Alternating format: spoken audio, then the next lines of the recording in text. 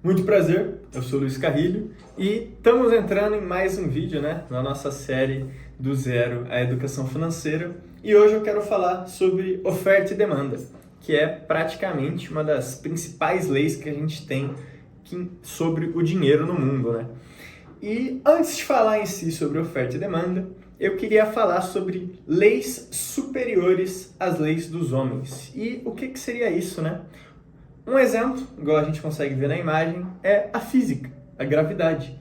É uma lei superior às leis dos homens. E por que disso? Se eu for lá, eu sou o presidente do Brasil, por exemplo, e assino uma lei onde a gravidade está proibida. Bom, isso vai impedir com que você caia de uma árvore? Não, você vai cair da mesma forma. A gravidade ainda vai existir, mesmo eu tendo assinado uma lei, eu, homem, criado uma lei para controlar isso. Assim como a gente tem vários outros fenômenos da natureza que não são de nosso controle, Como, por exemplo, o tempo. O tempo passa independente do que eu faço. Alguns podem ter mais tempo disponível, mas no final do dia, acho que o recorde mundial é 118 anos, mas no final todo mundo morre. Então não adianta eu escrever no papel onde nenhum ser humano irá morrer. Infelizmente, a gente não consegue controlar essa lei da natureza. E além de várias outras coisas, o sol sempre, geralmente, vai trazer calor, chuva vai trazer água e por aí vai. Existem leis que o ser humano não consegue ditar, a natureza prevalece. Da mesma forma, existe uma lei sobre o dinheiro que não adianta eu escrever no papel, não adianta eu tabelar preços. No final das contas, a lei da oferta e demanda prevalece acima de tudo. E o que é oferta e demanda? Existem também as leis da boa convivência.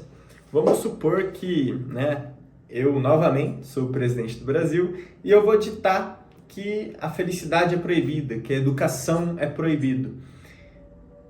Isso não funcionaria. Afinal, uma sociedade precisa ser baseada em valores. Então, os valores, que a gente constrói como sociedade, não há lei que dite-os, É algo intrínseco. Ser educado. Eu ser educado com você, eu ser gentil com você, você vai ter uma percepção melhor de mim. Mesmo que na lei esteja escrito, não, você tem que gostar de quem te trata mal.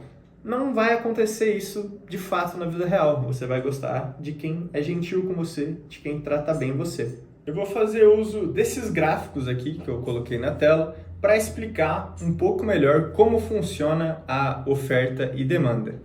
Então, se a gente olha o eixo Y, a parte reta de pé do gráfico, a gente tem o eixo do preço.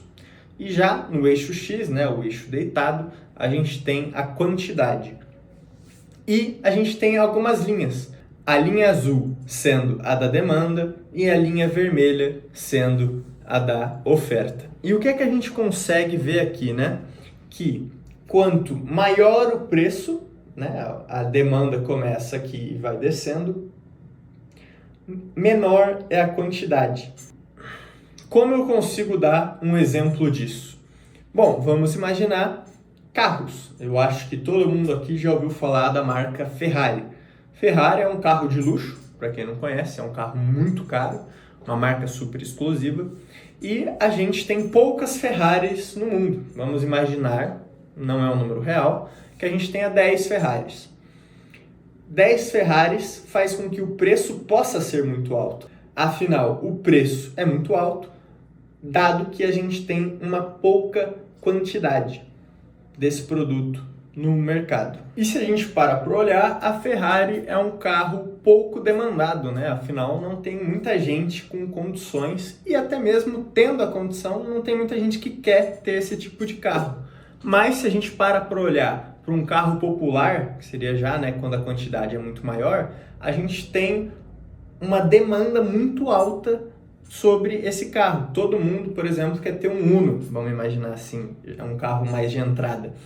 Então, é necessário haver uma quantidade maior desse carro, afinal muita gente consegue pagar por ele e muita gente quer ter esse carro.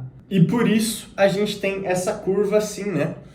Quanto mais gente quer ter algum item, mais é necessário que tenha-se mais desse item. Então, fazendo com que o preço tenda a baixar, já que muita gente demanda por esse item. Já a oferta, né, a outra linha do gráfico, tem praticamente o comportamento contrário.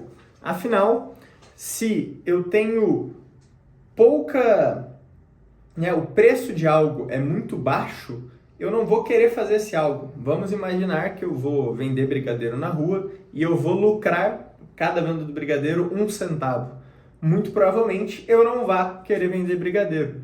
Mas agora, se eu falar para você que vender brigadeiro online vai te render R$2 por brigadeiro e, né, fazer brigadeiro de certa forma relativamente fácil, provavelmente muita gente vai querer começar a ofertar brigadeiro online, já que rende muito dinheiro, fazendo com que esses dois, né, a oferta e a demanda, de certa forma, sambem, né, eles vão dançando ali um com o outro, onde um consegue impactar o outro, fazendo com que tenha um equilíbrio, que é o ponto do meio, né, quando a oferta praticamente bate com a demanda.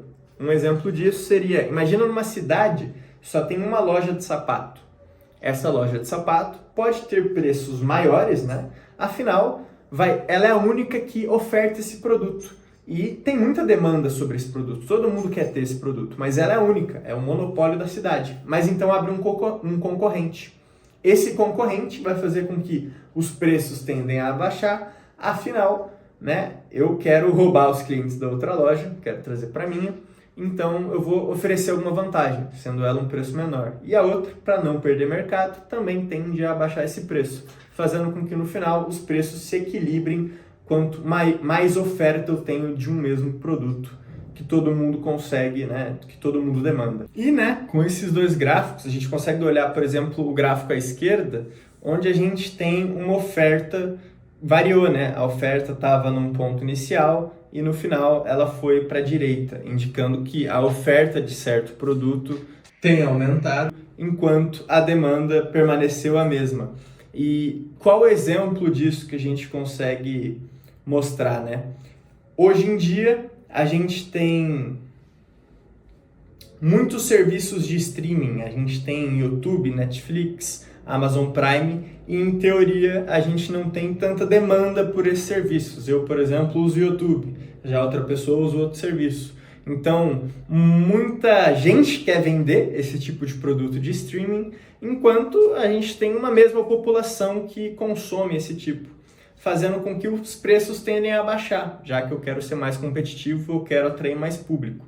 Da mesma forma que o oposto pode acontecer. Se a gente olha na pandemia, né, o álcool em gel era ofertado, a linha da oferta ficou a mesma, já a demanda foi muito maior, o que fez com que o preço do álcool em gel subisse, já que magicamente não se vai produzir o dobro de álcool em gel de um dia para o outro, mas, de repente, o dobro de pessoas quer comprar o mesmo álcool em gel. Então, essa dança de oferta e demanda oscilando faz com que o preço das coisas seja atualizado periodicamente, fazendo com que ninguém consiga controlar necessariamente o valor das coisas. Não dá para fazer uma canetada. Afinal, uma coisa tem seu preço baseado no quão ela é procurada, no quão ela é ofertada e por aí vai. Afinal, vamos imaginar, né, igual nesse exemplo que eu já tinha dado do álcool em gel, zeramos as prateleiras do mercado, então as empresas vão querer, né, produzir mais porque está rendendo muito vender esse produto.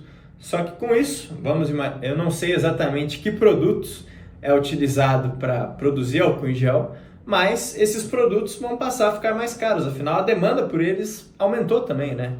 E a oferta dos insumos tendem a ser mais limitadas, fazendo com que tudo fique mais caro, fazendo com que o preço para o consumidor final também suba. Um bom exemplo que a gente consegue dar aqui no Brasil sobre isso é no Rio de Janeiro, a SEDAI, né, que é a distribuidora de água e esgoto no Rio de Janeiro, teve um período onde eles tiveram a brilhante ideia de usar o mesmo cano para os dois, fazendo com que a água, né, fosse praticamente inconsumível, o que gerou um aumento na demanda de água mineral pela população, fazendo com que os preços, né, já que o estoque era limitado nos mercados, da água mineral fosse subindo, o que fez com que muita gente também percebesse uma oportunidade.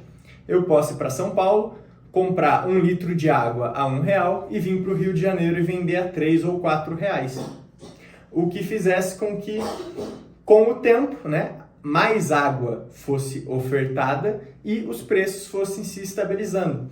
E isso traz para a gente a reflexão, né, do Thomas Sowell, onde a primeira lição da economia é a escassez. Nunca há o suficiente de coisa nenhuma para aqueles que desejam possuí-la.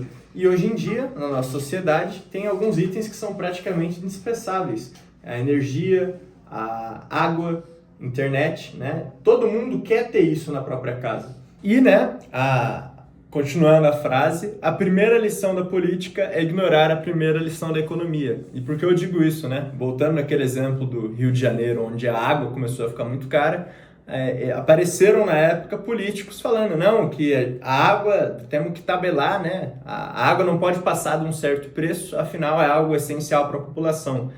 E o que faz com que, né, essa parte de oferta e demanda seja um exemplo bem real de onde eles tentaram ignorar essa lei. E, no geral, é isso, né? A gente consegue ver que, por exemplo, no mercado, onde o tomate fica mais caro quando a produção está menor e ele fica mais barato quando a produção está maior, né? Afinal, ele é muito demandado e a oferta dele, o quão produzido, vai definir o valor dele. Da mesma forma, quando a gente tenta vender algum produto. Se a gente tentar vender um produto onde ele é muito ofertado, por exemplo, eu vou querer abrir uma loja de roupa. Tem muita loja já que vende roupa, então ou tem algum diferencial muito fora do normal, ou eu não vou lucrar tanto. Da mesma forma que se eu tentar oferecer um produto que também é muito demandado, mas não tem muita oferta, um exemplo seria o próprio tomate, né? Nas épocas que não são, ou morango, na época que não é muito comum ter a produção, onde a oferta e demanda define esses valores, né? Então, eu espero que com esse vídeo deu para ter uma ideia do que é a oferta e demanda, o como essa lei da oferta e demanda afeta o dinheiro, e deixe seu comentário, deixe seu like, deixe o seu inscrito no canal, principalmente se você aprendeu alguma coisa nova aqui. Então, me valorize enquanto eu também valorizo o seu conhecimento. E, no geral, é isso. Muito obrigado. Eu sou o Luiz Carrilho do Criando Histórias e até o próximo vídeo.